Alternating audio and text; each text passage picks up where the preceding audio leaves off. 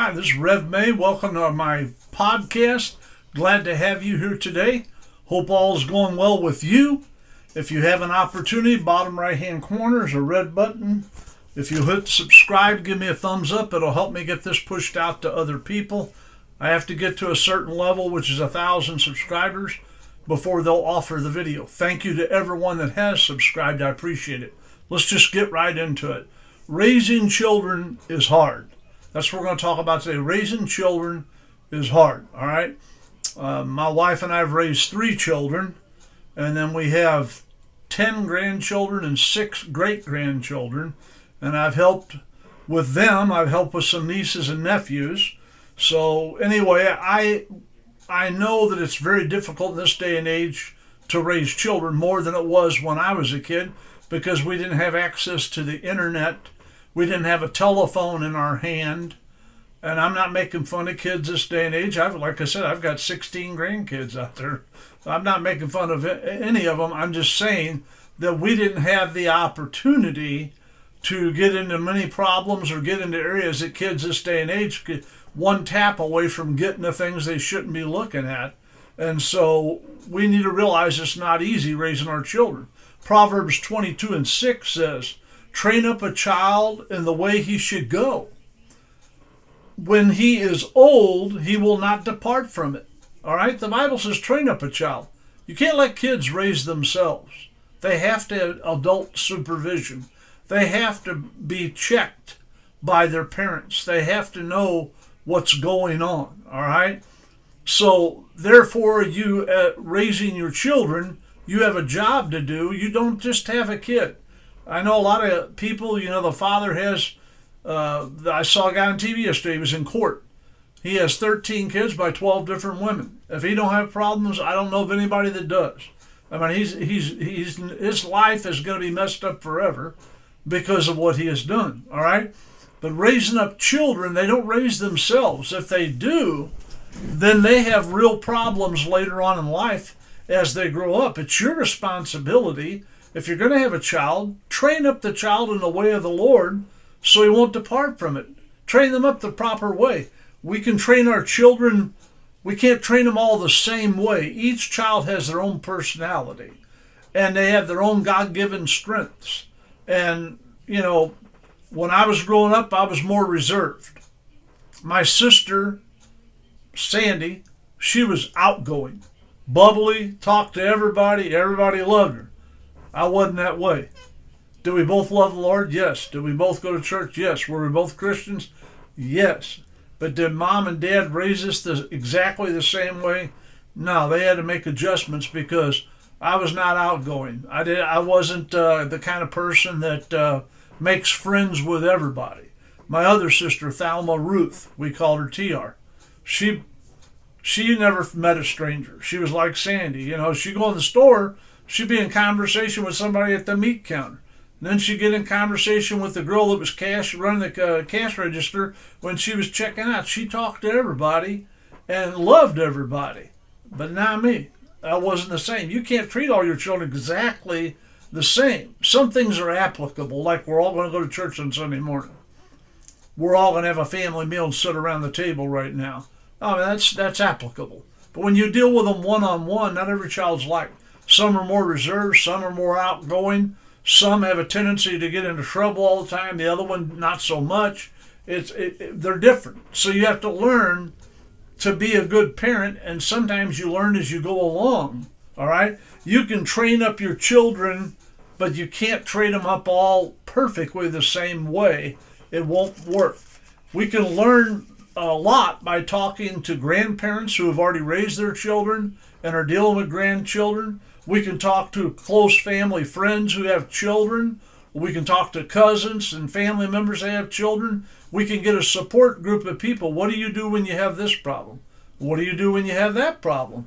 Have you had to face this and all that? Children will become good children if the parents invest the time in them and try to keep track of what's going on and treat them as an individual and realize that they're not all going to be treated exactly the same. Now, like I said, there's certain things that are applicable. We're all leaving the house. We're going to Aunt Susie's. Everybody get in the car. They got in the car. They're all getting in the car. We're all going to Aunt Susie's. All right, we're all going to sit at the table and eat dinner together. These are things. But when you deal with them on an individual basis, they're all different. Not every child's just alike. Just because they have the same mother and father doesn't mean that they're going to act like their sister or their brother or vice versa, all right? As children grow up, we should try to not make all the choices for them, but let them have things in their life that they can make a choice about. Our son Ryan, I wanted him to play baseball so bad. My father played semi-pro baseball. I played on baseball teams. I played baseball from the time I could hold a ball in my hand up until I was 27 years old when I got married. I played baseball and I played on teams. I also played softball. And I got the love of the game from my father, who played semi-pro baseball. He was a catcher. And I got a picture of him in his uniform in 1916. And he loved baseball. And we talked about baseball a lot. We watched games together. But my son didn't care for baseball. So I talked him into playing one year. I think he was 8 or 9. And I got him to play a year. And he struggled at it. He didn't like it. When they said the game's over, they all ran to the concession stand. Everybody got a free pop. And he wanted his free pop. And he just didn't have a love for the game, and I could tell it. So I tried to talk him into playing another year. And he just told me he didn't like it. He really didn't want to do it. Well, he was only 8 or 9 years old. You can't let a kid make all the decisions in their life. But when it come to that, I said, son, if you don't love playing it, you don't want to do it, then you don't have to play. Well, unfortunately, about 6 or 8 months later, we found out he was having a little trouble at school, and he always got excellent grades. Come to find out, he needed glasses. He couldn't see. We played catch out in our backfield 3 or 4 times after that, and he did great. And he said, boy, I can see. Well, maybe if he had glasses when he was playing, he might have stayed on and played on. But we have to realize that not every child is going to want to do everything we'd like them to do. But I let them make their own choice. They're learning how to make decisions so they can eventually become decision makers, all right?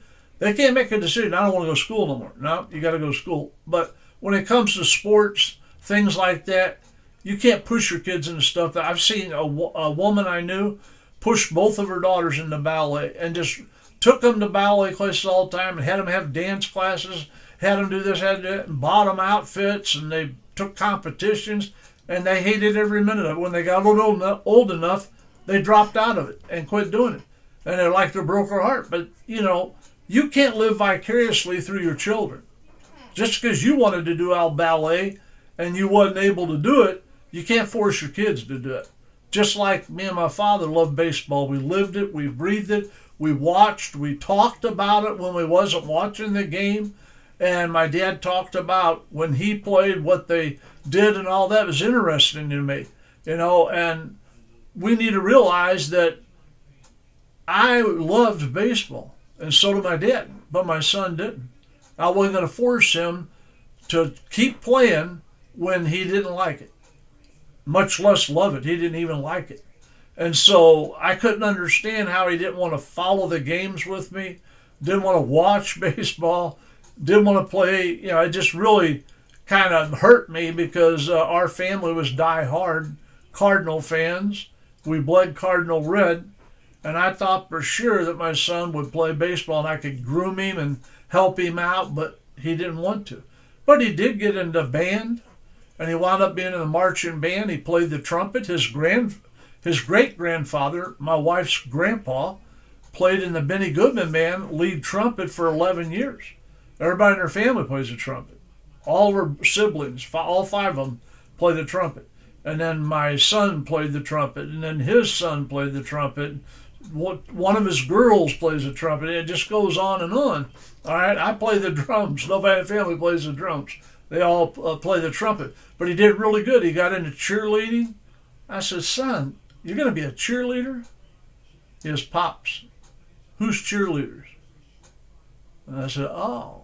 And he goes, Yeah, I want to be around girls all the time. He goes, yeah, I'm going to be a cheerleader, and then I'll play in the band too. Sometimes he'd play in the band at halftime, then he'd go into the restroom or whatever and change into his cheerleading outfit and go out there, and he was the one that held the girls up and tossed them and caught them when they fell and all that, and worked with them, and so he was happy doing that. And I thought, well, I can't fault him on that. And plus, I was in the marching band. My wife was in the marching band. Her brothers and sisters were. I played in the jazz band. He played in the jazz band. I played in a rock band. He played in a rock band. So my son took up music, but I didn't want to live my life vicariously through him because I love baseball. He needs to have his own life. Today he's married. He has 7 children. And all of his children, I got 2 granddaughters who are in the cadet program, serving as cadets in the high school. And all 3 of his kids play the trumpet. One's in acting, has been in several plays, and loves getting into acting and doing stuff like that. And he's really good at it. I was shocked the first one I went to. He's really good at it. Ben can really go. So everyone has their own personality. Children must learn to stay on the right path in life because they learn to make choices. By letting them make small choices, and you keep letting them make more choices as they get older and older, and let them choose. You know, when my son said, I want to play the trumpet, I tried to steer him towards the drums because that's what I play. He didn't want to. He wanted the trumpet. So I said, okay, son, if that's what you want to do, we'll get you a trumpet. So we did. And I let him make the choice. He made the choice. If I told him, no, son, I've got drums you can practice here at home, and you can, I'll let you have sticks and brushes, and I was in the marching band, I can help you, your mom was too, and all this. But no, I let him choose, and he chose the trumpet. And he's really good on it, and he did a real good job. And my grandson even got a college scholarship to a junior college to play band and play in their band with a trumpet. So everybody has their own way, but we're supposed to train up a child in God's way, teach them about God. And we can't live our lives through our children's lives. We need to give them advice. We need to give them support.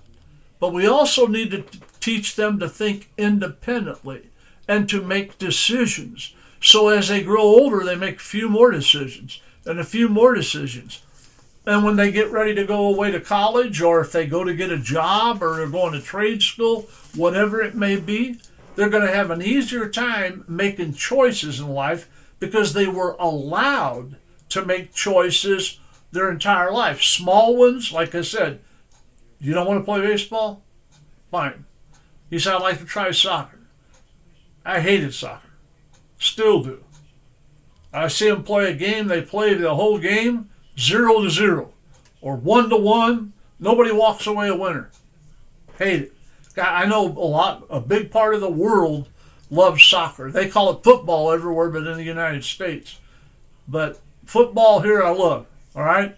Baseball here I love. Don't care about soccer.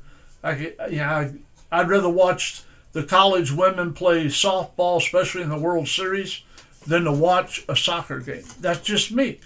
But I didn't push these things off on my children.